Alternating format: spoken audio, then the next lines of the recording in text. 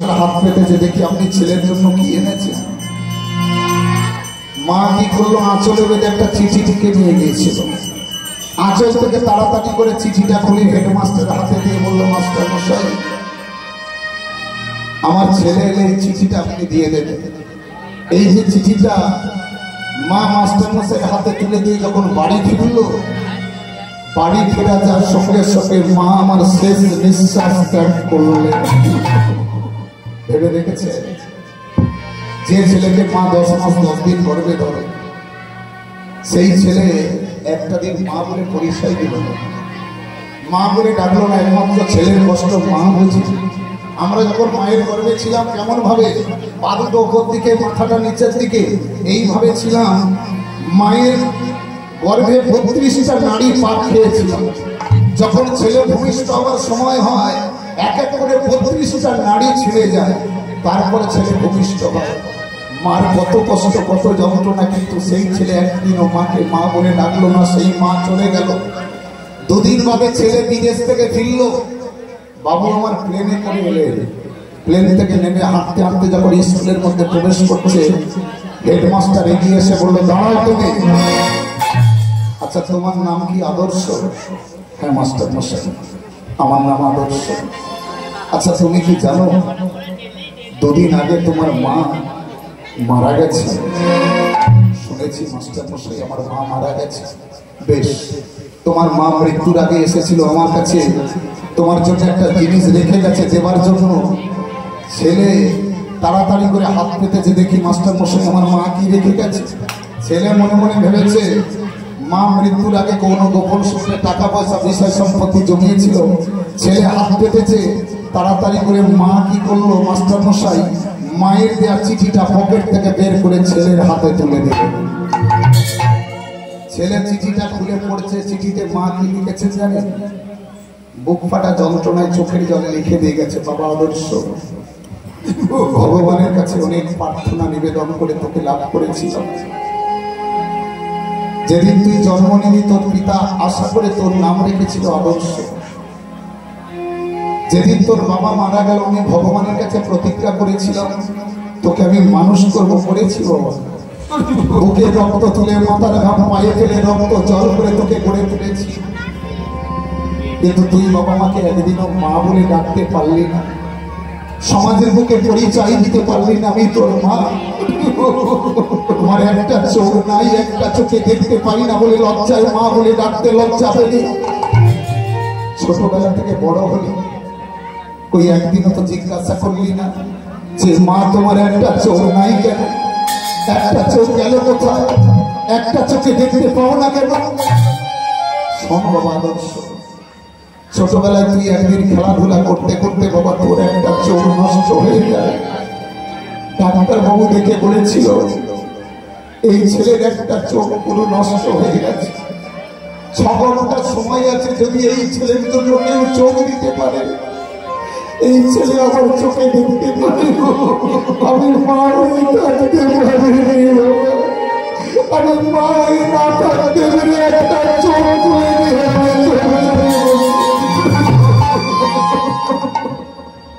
আমার একটা চোখ আমি তোকে দিয়ে দিলাম। আমি কানা হয়ে গেলাম বলে তুই মা বলে ডাকলি না। ছেলের চিঠিটা বুকের মধ্যে জড়িয়ে ধরে পাগলের মতো কাঁদতে কাঁদতে গিয়ে নিজের ঘরের দরজা খুলেছে। মা, মায়ের পিকচারটা দেয়ালের মধ্যে ঝুলছিল, পিকচারটাকে বুকের মধ্যে জড়িয়ে ধরে ছেলে কাঁদছে। মা, আমি অপরাধ করে ফেলেছি, আমি পাপ করেছি। আমি একটা কথা বলে যাই, শুনুন, কোন ছেলে কিংবা কোনো মেয়ে যদি বাবা মাকে অবহেলা করে, বাবা মাকে খেতে না দেয়, বাবা মাকে বৃদ্ধাশ্রমে পাঠায়, সেই ছেলে কিংবা মেয়ে যদি মারা যায়, এই বাবা যদি মারা যায়, ছেলে কিংবা মেয়ে যদি বাবা মার নামে পিণ্ড দান করে, স্বয়ং রামায়ণে রামচন্দ্র বলে গেলেন, ওই পিণ্ড কোনোদিন বাবা মা গ্রহণ করে না। নিতাই গৌর হরি হরি। এই হরিবর্ষে দাঁড়িয়ে আজকে বলে গেলাম, সকালবেলা ঘুম থেকে উঠে ভগবানকে দর্শন করার আগে বাবা মাকে দর্শন করুন। ভগবানকে সেবা দেবেন, আগে দেখুন বাবা মা কি সেবা পেলেন, তাতে দেখবেন ভগবান আরো খুশি হয়, সন্তুষ্ট হয়। সচী মাতা সকালবেলা পাগল চোখের জলে কোনো হাসি বলল নিমাই, তুই যখন মাকে কাঁদিয়ে চলে যেতে পারিস, মাকে মিথ্যা কথা বলে চলে যেতে পারিস, এ দেহ রাখব না, এই দেহ আমি সুরধনী গঙ্গার বলে বিসর্জন করে।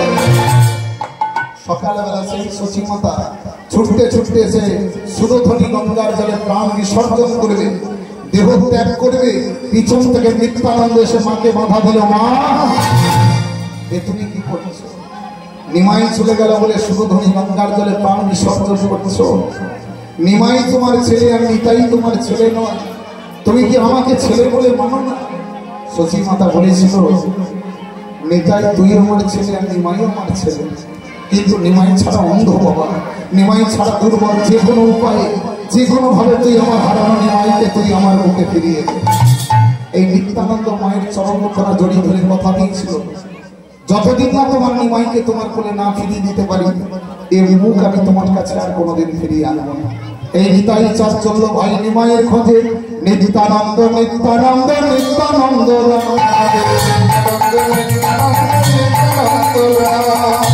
যে যার ব্যক্তিগত গুরু আছে, যিনি জগতের গুরু, বিশ্ব ব্রহ্মাণ্ডের গুরুকে শ্রীপাদ নিত্যানন্দ কি জয়, অদ্ভুত নিতাই চাঁদ কি জয়। নিতাইয়ের করুণা হলে তবে গৌরের কৃপা হবে, গৌর কৃপা পেলে তবে ব্রজে গিয়ে রাধা গোবিন্দের চরণ পাবে। নিত্যানন্দের নাম প্রত্যেককে করতে হবে। কিভাবে করবেন? হাত দুটো তুলুন সবাই, কেউ বাদ দেবেন না, তুলুন সবাই, আঙুলগুলোকে মুঠো করে নেবেন এইভাবে, নিত্যানন্দ নিত্যানন্দ নিত্যানন্দ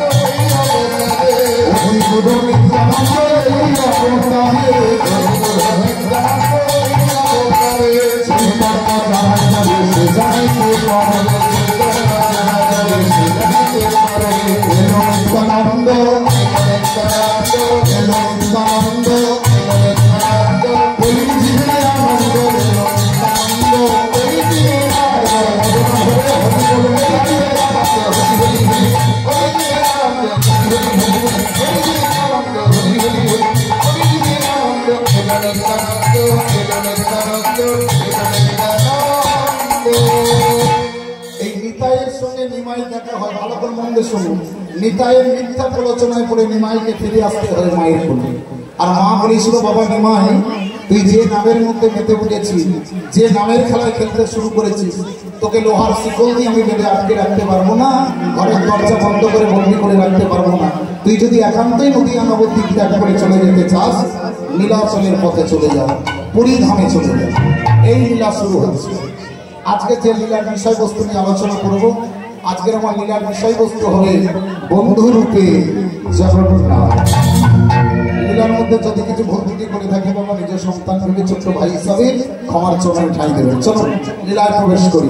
জয় জগন্নাথ জয় জগন্নাথ জয় জগন্নাথ জয় জগন্নাথ।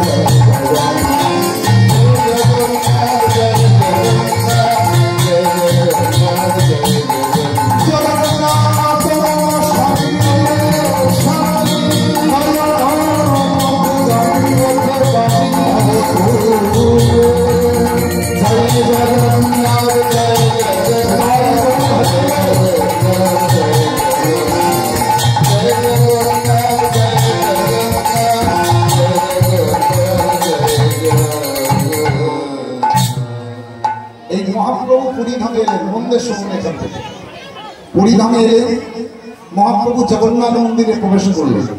আর জগন্নাথ মন্দিরে প্রবেশ করে মহাপ্রভু জগন্নাথের রূপকে দেখে চমকে উঠলেন। জগন্নাথের দেহটাকে দেখে গৌর হরি সারা শরীরটা থরথর করে কাঁপছে। যে মুহূর্তে জগন্নাথকে দর্শন করেছিল, জগন্নাথের দেহটা ছিল বাবা রক্তের আঘাত, জগন্নাথের দেহটা ছিল ক্ষতবিক্ষত। মনে মনে ভাবলেন জগন্নাথের দেহে রক্ত, জগন্নাথের দেহটা ক্ষতবিক্ষত। এই জগন্নাথকে দর্শন করতে করতে মহাপ্রভু সেই লীলার ভাবে বিবর হলেন। এই পুরীর জগন্নাথ মন্দির, আস্তে কথা বলবেন না, 3 ঘন্টা আমার জন্য সময় দেয়। 3 ঘন্টা বাদে গিয়ে বাড়িতে যত খুশি গল্প করে, পরিবেশটাকে ঠিক রাখতে হবে। এটা হরিবাস সবসময় চিন্তা করবে। আপনারা যে আন কথা বললেন, এই কথাগুলো আমার কানে আসা মানে ভাব নষ্ট হয়। এটা বৈষ্ণব অপরাধ হয়? তাহলে মহাপ্রভু সেই লীলার ভাবে বিবর হলেন এই পুরীর জগন্নাথ মন্দির। এই জগন্নাথ মন্দিরের কয়েক ক্রোশ দূরে একটি গ্রাম ছিল, গ্রামটার নাম হলো বাবা চৌখাম্মা নামক গ্রাম। ভালো করে মনে রাখবেন, এই গ্রামে একজন নিষ্ঠাবান ব্রাহ্মণ বাস করতেন, নাম কৃষ্ণদাস ঠাকুর। স্ত্রীর নাম ছিল সভাবতী। সন্তানাদি ছিল না, ভিক্ষা শিক্ষা করে কোন রকমের জীবন কাটাতেন, গৃহদেবতার সেবা দিতেন। কিন্তু জগন্নাথের প্রতি ছিল অটুট ভক্তি। প্রত্যেক বছর রথযাত্রা উপলক্ষে জগন্নাথ মন্দিরে যেতেন, জগন্নাথকে পূজা দিতে মনের কষ্ট জগন্নাথকে জানাতেন। ঠিক এমন একদিন যেদিন পুরীধামে রথযাত্রার দিন, আপনারা পুরীধামে গিয়েছেন? কারা কারা গিয়েছেন একটু হাত তুলুন তো দেখি। রথের সময় গিয়েছেন? রথের সময় জগন্নাথ মন্দিরে পুরীধামে যাবেন জগন্নাথ দর্শন করতে, গিয়ে দেখতে পাবে শুধু বাংলার মানুষ পুরীধামে যায়নি, সারা বিশ্বের মানুষ ছুটি আসে জগন্নাথ দর্শন। এদিক থেকে ব্রাহ্মণ ব্রাহ্মণী চলে গেছে। ব্রাহ্মণ ব্রাহ্মণী জগন্নাথকে পূজা দিয়ে জগন্নাথকে ডেকে বলছে, হে জগন্নাথ, আমি শুনেছি তুমি অনাথের নাথ, তুমি জগতের নাথ। প্রতি বছর তোমার চরণে নিবেদন করি, তোমার কাছে কোনোদিন সঙ্গীলাসিতা চাইনি, কোনোদিন ধন সম্পত্তিও চাইনি। তুমি শুধু আমাদের একটা পুত্র সন্তান নাও, যে সন্তান তোমার ভজন সাধন করবে, যে সন্তান তোমার নাম করবে। 7 দিন হতে দিন। 7 দিন বাদে ব্রাহ্মণ ব্রাহ্মণী গৃহে ফিরলেন। জগন্নাথের কৃপায় ব্রাহ্মণী গর্ভবতী হল। বেশ কিছুদিন পর একটা পুত্র সন্তানের জন্ম হল। সদ্যজাত শিশুকে বুকে তুলে নিয়ে গৃহদেবতার চরণে নিবেদন করলেন, শোনো ব্রাহ্মণী, জগন্নাথের কৃপায় যখন সন্তানকে লাভ করেছি, আজ থেকে আমার সন্তানের নাম হবে মাধব দাস। এই সন্তানের নাম হলো মাধব দাস। এই মাধব দাসকে পেয়ে বাবা আশা স্বপ্ন ভালোবাসা বেড়ে গেল। মাধব দাস একটু একটু করে বড় হতে লাগলো। যেদিন 5 বছর বয়স পূর্ণ হলো, সেদিনই পুরীধামে রথযাত্রাতে তা ব্রাহ্মণ এসে বললো, ব্রাহ্মণী, তুমি কি সব ভুলে যাও? তুমি জগন্নাথকে কথা দিয়েছিল, সন্তান দিলে সন্তানকে জগন্নাথ চরণে নিবেদন করবে। আজকে সন্তানের 5 বছর বয়স হয়ে গেল, এখনো সন্তান জগন্নাথ দর্শন করলো না, এখনো সন্তানকে জগন্নাথ চরণে নিবেদন হবে। ব্রাহ্মণী বলেছিল, না সন্তানের মাত্র 5 বছর বয়স, এই বয়সে সন্তানকে জগন্নাথ দর্শন করাবো না। যেদিন সন্তানের 12 বছর বয়স হবে, সেদিন সন্তান জগন্নাথ দর্শন করবে। তো ব্রাহ্মণ বললো, ঠিক আছে ব্রাহ্মণী, তোমার ইচ্ছা পূর্ণ হবে, আমি একাই যাবো আজকে জগন্নাথের পূজা দিতে। সিদ্ধান্তটা ভালো করে দেখে। 5 বছরের ছেলে পাশে দাঁড়িয়েছিল, পিতার কোমরটা জড়িয়ে ধরে বললো, পিতা, কে তোমাদের জগন্নাথ? কিসের জগন্নাথ? ও জগন্নাথকে দেখতে চায়, জগন্নাথের কাছে যেতে চায়। কৃষ্ণদাস ঠাকুর বলেছিল, বাবা মাধু, তুমি তো এখন অনেক ছোট বাবা, আর একটু বড় হও, যেদিন তোমার 12 বছর বয়স পূর্ণ হবে, সেদিন তুমি জগন্নাথ দর্শন করবে। আজকে আমি রথের মেলায় যাচ্ছি বাবা, তোমার জন্য কি নিয়ে আসতে হবে? 12 বছরের ছেলে বোঝে না, জানে না। পিতার চরণ দুখানা জড়িয়ে ধরে বললো, পিতা, তুমি যখন আমাকে রথের মেলায় নিয়ে যাবে না, তুমি তো জানো বাড়িতে আমার অনেক খেলা আছে, খেলা আমার অনেক আছে, কিন্তু খেলার বন্ধু না, খেলার সাথী নাই। তুমি রথের মেলা থেকে আমার জন্য একটা বন্ধু নিয়ে আসো, আমার জন্য একটা খেলার সাথী নিয়ে আসো। যে বন্ধু আমি কথা বললে কথা বলবে, যে বন্ধু আমি খেলা করলে খেলা করবে।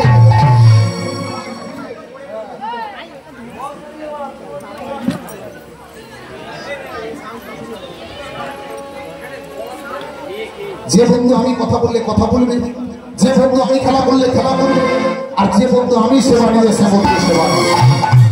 কৃষ্ণদাস ঠাকুর বিচার আচরণ না করে ছেলেকে কথা দিয়ে দিল, তুই চিন্তা করিস না, তোর জন্য আমি একটা বন্ধু নিয়ে আসবো।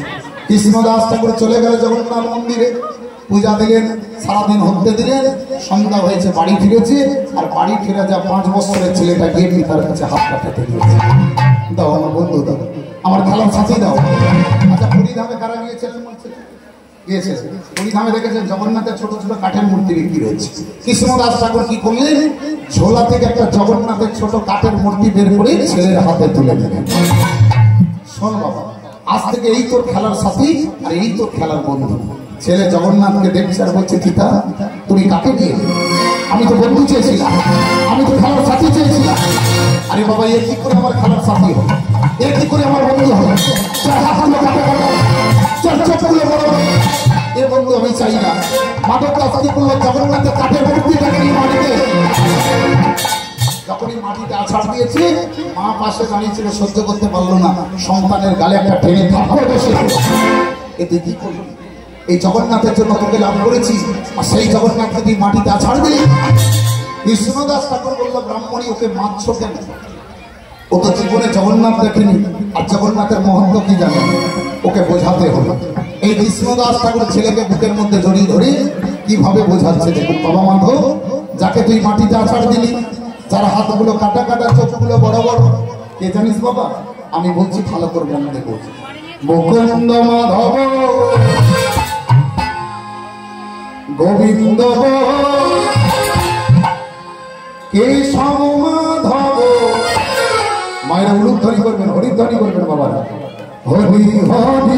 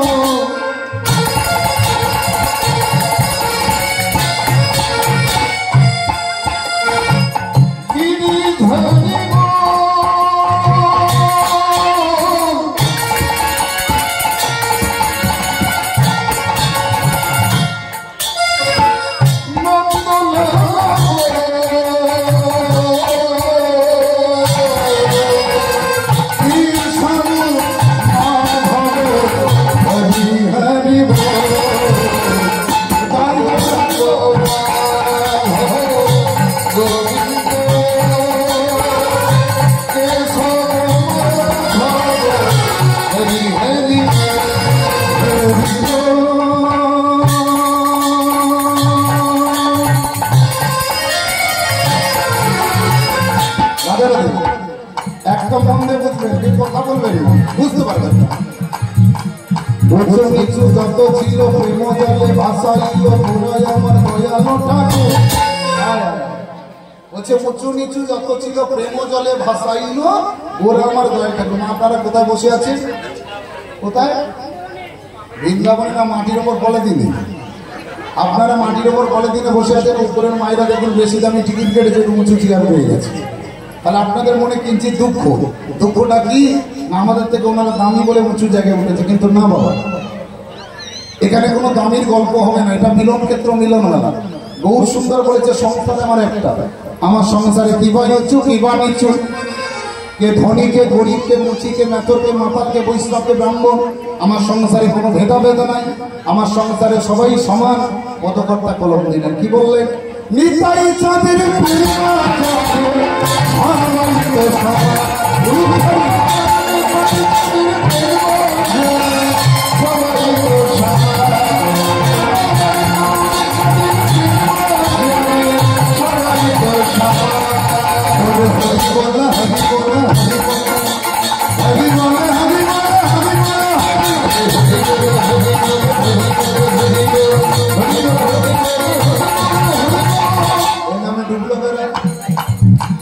উঁচু ডুবলো নিচু ডুবলো, আমার ধনী ডুবলো গরিব ডুবলো, আমার মুচি ডুবলো মেথর ডুবলো। বাংলার কবি কত সহজ করে বোঝায় মানুষকে। এ নামে ডুবেছিল বগুড়ার নিতাই।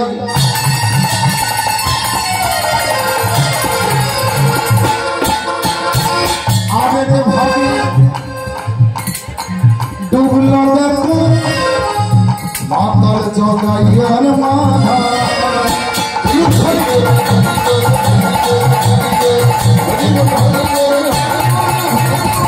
আর কে ডুবলেন? এ নামে ডুবেছিল স্বরূপ সনাতন।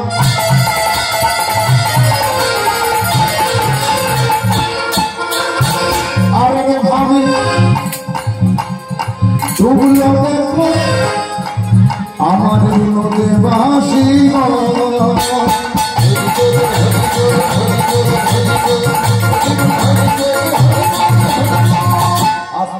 নিতাই চাঁদের প্রেম বাজারে সবাই সমান, আর গৌর চাঁদের প্রেম বাজারে সবাই সমান। যারা উঁচে বসে আছেন, যারা নিচে বসে আছে, সবাই হাত তুলে তুলুন। কেউ বাদ দেবেন না। জয়রাধে। কোথা থেকে শিখেছেন হাত তোলা?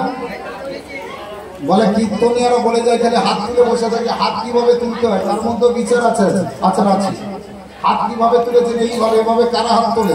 যারা পুকুরে সাঁতার জানে না, ডুবে মরতে চলে, এইভাবে হাত তুলে বলে বাঁচা।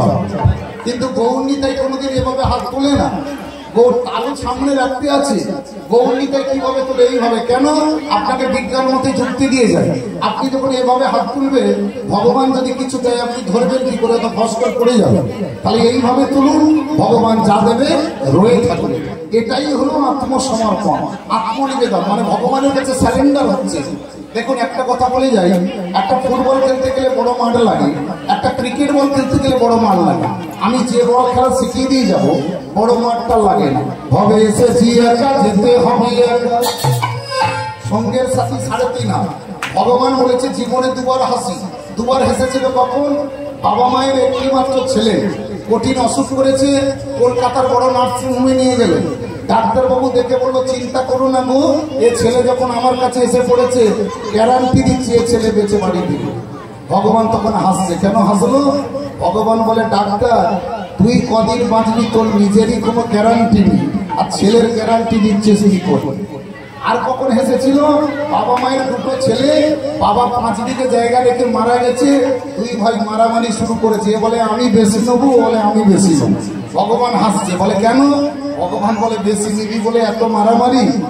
আগের বেলা তুই তো পাবি 3.5 হাত। 3.5 হাতের বেশি আমরা কেউ পাবো না। যতই আমার করি 3.5 হাতের মধ্যে খেলতে হবে। কিভাবে খেলবেন? হাতগুলো তুলে দিয়ে তুলুন, সিস্টেম বলে দিয়ে যাই। সবাই তুলবেন, ওদিকের মায়েরা, পিছনের মায়েরা, সবাই তুলুন। জয় রাধে। মেরা মানে পাঞ্ছি, মেরা মানে পাঞ্ছি বলে উড়ি বৃন্দাবনে যাব, ব্রজলতা পাতা কিনে বল রাধি রাধি সামনে সামনে যাবো।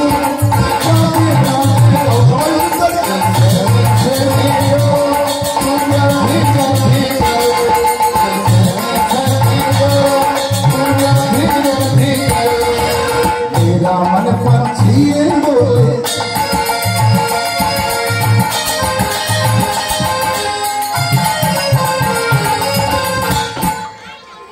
সব থেকে দ্রুত গতিতে কি যায় বলুন? কি বলছি? এলো তার থেকে আরো আগে কি যায়? বলছে টোটো। দেখেছি সব থেকে দ্রুত গতিতে যায় আমাদের মন। মনের থেকে কেউ আগে যায় না। বিশেষ করে হরিবাসরে দেখবেন মায়েদের মন বেশি চঞ্চল। বাবারা এক মনে এক স্থির ভাবে শুনবে, মাগুলোর মন চঞ্চল। কেন? মায়েদের মনগুলো খালি হুট হুট করে বাবার দিকে ছোটে। এত চঞ্চল। বাংলার কবি কি বলছে? আমার মন পাখি যাও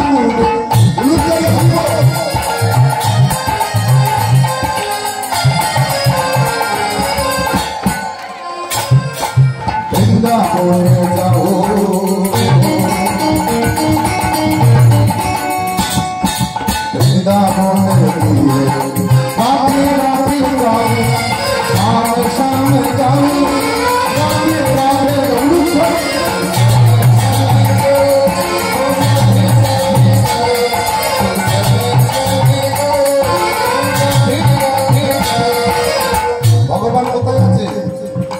ভগবান থাকে কোথায়? মন্দিরে নাই, মসজিদে নাই, গির্জায় নাই। অযোধ্যায় দেখে আসুন, হাজার হাজার কোটি টাকা খরচা করে রাম মন্দির হয়েছে। তাহলে ভগবানে নাই? আমি বলছি মন্দিরে নাই, মসজিদে নাই, গির্জায় নাই। ভগবান কোথায় আছে প্রমাণ করে দিয়ে যাবো। দেখবেন সবাই হাত ধরে তুলুন, সবাই তুলবেন, এইভাবে জড়ো করুন। এটা কি বলুন তো? এটা মন্দিরের চূড়া, ভগবান থাকে দেহ মন্দির। ভুল বললাম কি?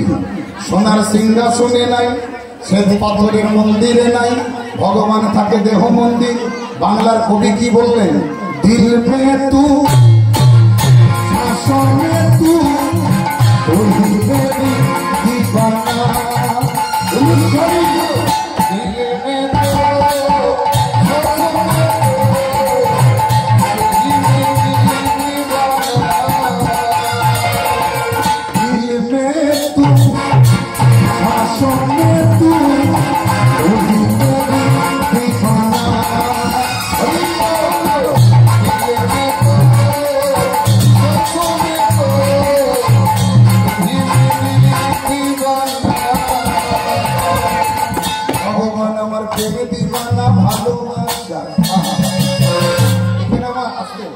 এখানে আমার এতগুলো মা আছে, এদিকে এতগুলো মা আছে, কোন কোন মা ভগবানকে ভালোবাসেন একটু হাত তুলুন তো দেখি, মন থেকে যারা ভালোবাসে। যে সমস্ত মা হাত তুলেছে ভগবানকে ভালোবাসে বলছেন, কোন কোন মা আজই এই মুহূর্তে আত্মহত্যা করতে পারবে ভগবানের জন্য? নানাবাড়ি হবে না, কেউ পারবেন না। সঙ্গীতের কথা যারা তুলছে, হ্যাঁ পারবে? জয় রাধে রাধে।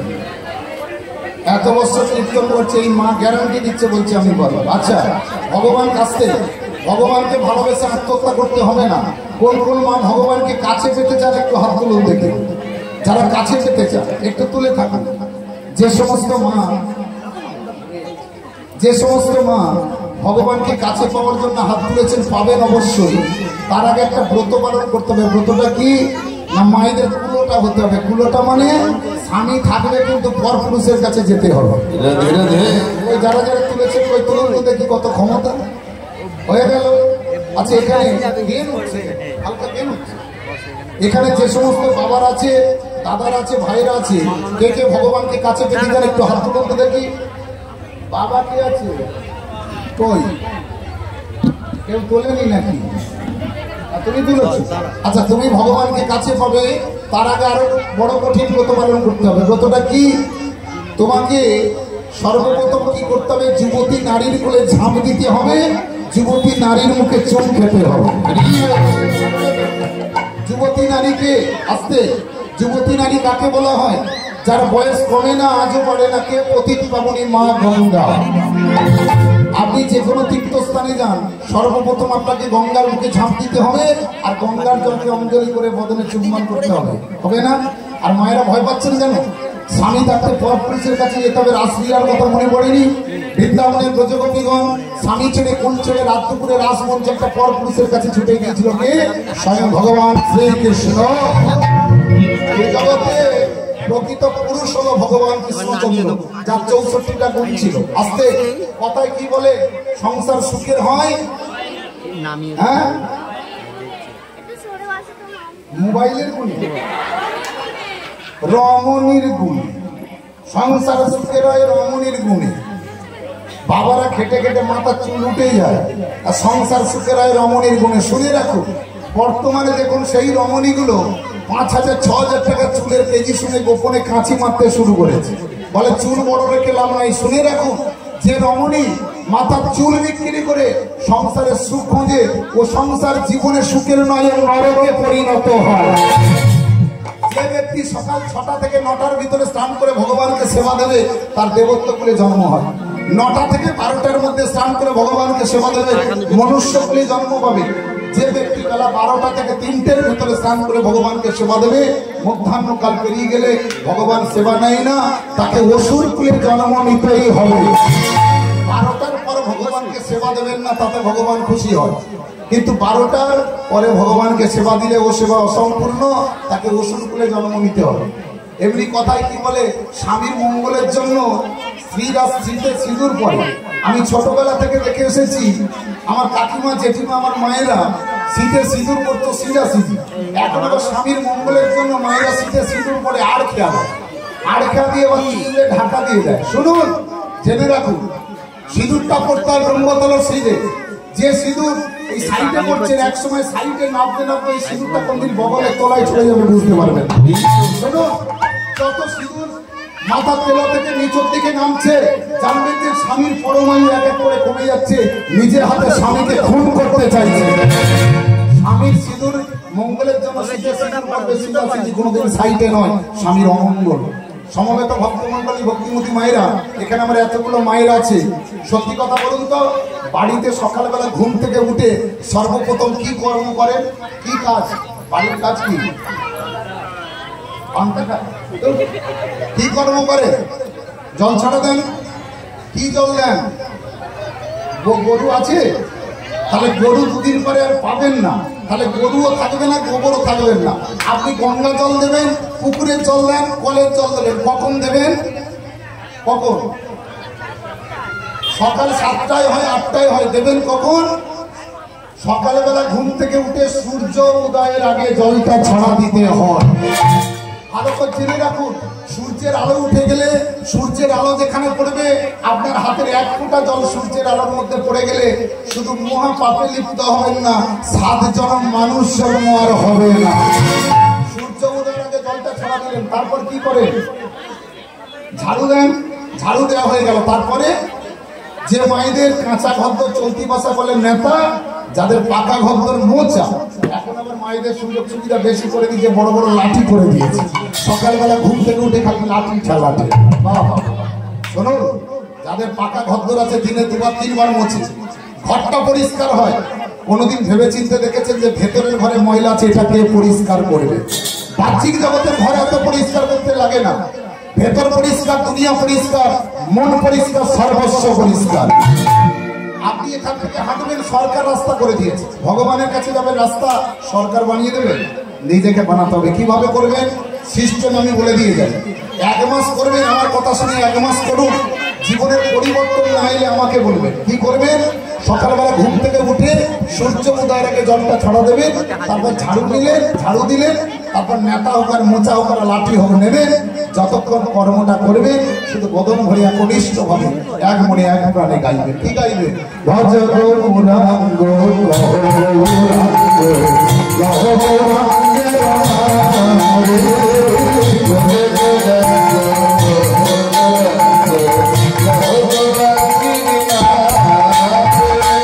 করতে পারবেন? সবাই করবেন নাকি সকালবেলা ঘুম থেকে উঠে তাড়াতাড়ি করে কাজ ছেড়ে নিয়ে কার কাছে নারকেল পড়েছে, তাল পড়েছে কুড়াতে যাবে? ময়লা কোনোদিন পরিষ্কার হবে না বাবা, জমতে থাকবে। প্রভাতে উঠিয়া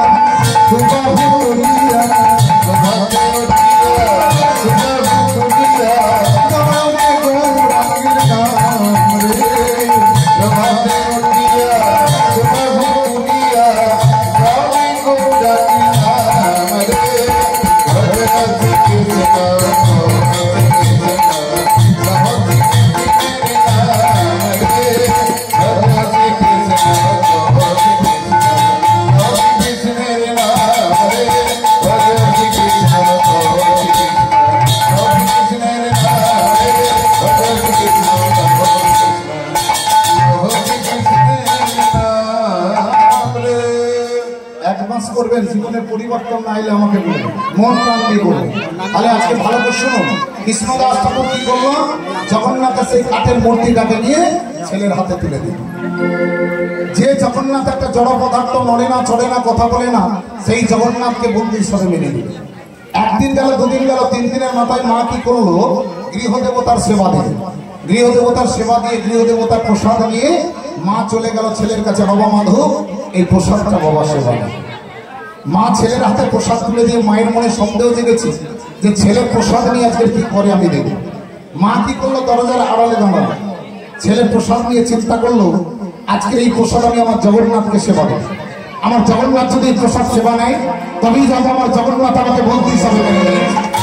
ভালো করে সিদ্ধান্তটা দেখুন। কাঠের মূর্তি জগন্নাথ, নড়ে না, চড়ে না, কথা বলে না, সেই জগন্নাথকে সম্মুখে রেখেছে। মাধব দাস একটু প্রসাদ নিয়ে বললো, বন্ধু জগন্নাথ, এই প্রসাদ সেবা দেব। এই প্রসাদ নিয়ে যখন জগন্নাথের মুখে তুলে দিয়েছে, কাঠের মূর্তি জগন্নাথ মুখে দেওয়া মাত্র মুখ থেকে প্রসাদ খসে মাটিতে পড়ে যায়। দেখি, আমি ব্রাহ্মণ সন্তান, আমার প্রসাদ তুই ত্যাগ করে দিলি? মাধব দাস সহ্য করতে পারবো না। ক্ষিপ্ত হয়ে জগন্নাথের কাঠের মূর্তিটাকে নিয়ে ঘরে নিঃশ্বাস করে আছাড় দেবে। ছুটতে ছুটতে গিয়ে বলো, মাধব, আবার জগন্নাথকে তুই মাটিতে আছাড় দিস? মা, এ বন্ধু আমি চাই না। একটা চড় পদার্থ পিতা যেখান থেকে নিয়েছে সেটা দূর করে দিয়ে আসে। মা বললো, খোকা তুই কি সত্যি জগন্নাথকে কাছে পেতে চাস?